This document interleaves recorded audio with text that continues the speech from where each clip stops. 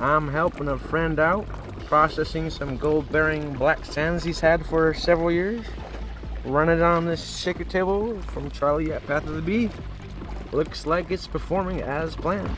Pretty much 100% black sands, hematite and magnetite being separated on the shaker table, and it does contain gold. We will see some specs shortly. Definitely a patient person's machine to operate. It does take time to separate, but it works just as designed. Ooh, that's a nice piece right there. Here would be a great example of the exchange and actually how fast this machine processes the material. I'll brush it all down to the second port. Fills right back up almost instantly. But when you're looking at a table, it doesn't appear to be moving that fast. It's fascinating. Very cool looking, definitely, but I think some adjustment would be required there. That just looks wild. Coming down in lines. This table is definitely operating as designed. Excellent work, Charlie. I'm going to call this one the snaking black sand effect. Wild. There's some gold. Gotta wait till it jump down. The table is definitely working, but the gold seems to be staying in the grooves. The gold still remains in the first upper riffles. I think I may have perfect harmony with this machine now. As you see, the black sands is trailing down where they should into the number 1 port. About all cleaned up. Nice colors showing. Just amazing. Look how much has been reduced down.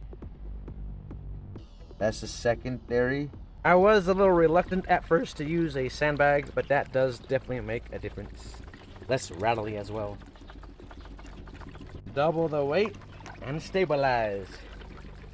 I ran multiple samples on the table prior to adhering the mat to the surface, as well as before I siliconed all of the edges in.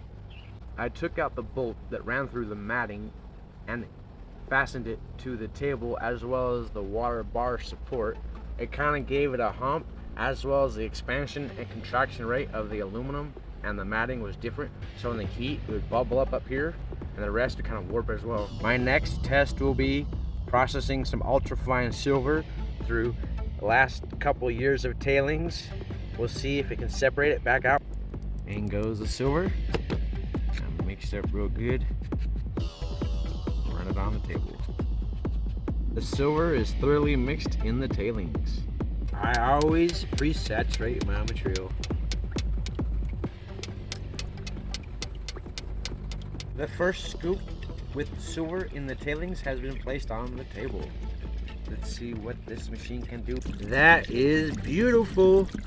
It is working on the silver.